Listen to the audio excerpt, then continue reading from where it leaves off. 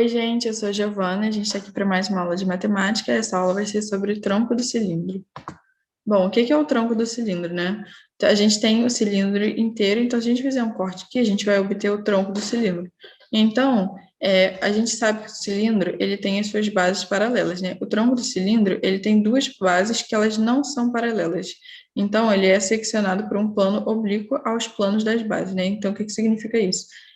Os planos das bases são essas dois planos aqui, e o plano oblíquo é esse daqui, que ele faz um ângulo diferente de 90 graus com as bases.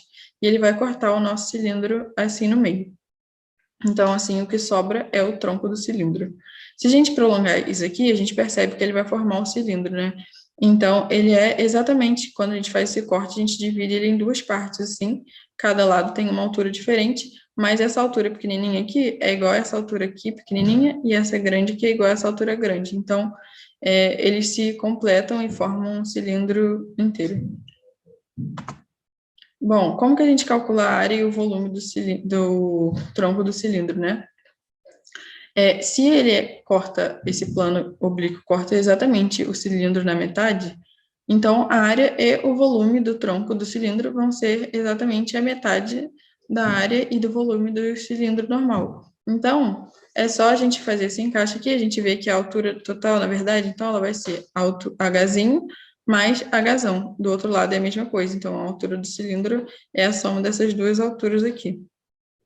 Para a gente fazer a área, é só fazer como se a gente fosse fazer a área lateral normal, né, que seria PR vezes a altura. Então, a altura vai ser a soma dessas duas alturas.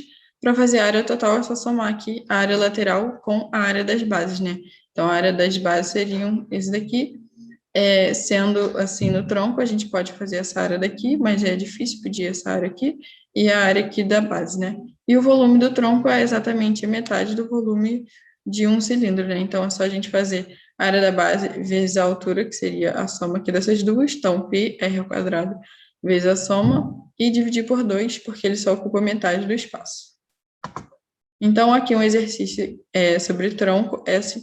Um cilindro reto com um diâmetro de base igual a 6 centímetros. Então, aqui, 6 centímetros. E ele falou que é cilindro reto. Então, aqui faz 90 graus. É seccionado por um plano oblíquo. Então, a gente já sabe quando fala seccionado por um plano oblíquo, ele vai formar um tronco de cilindro. Ela que determina no cilindro alturas entre 2 centímetros e 8 centímetros, como indicado. Então, aqui tem a altura pequena e a altura grande. Determine o volume resultante. Bom, então, essa questão é bem tranquila. A gente tem que lembrar que o tronco do cilindro equivale a metade de um cilindro, então a gente vai achar a altura total.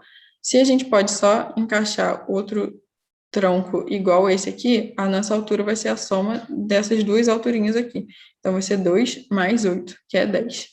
Depois, a gente vai calcular o volume do cilindro total e dividir por 2. Então, duas vezes o volume, né, considerando que V seja o volume do tronco, vai ser π 3 ao quadrado é o quê? O r ao quadrado, ele falou aqui que o diâmetro é 6, então o raio vai ser metade, que é 3.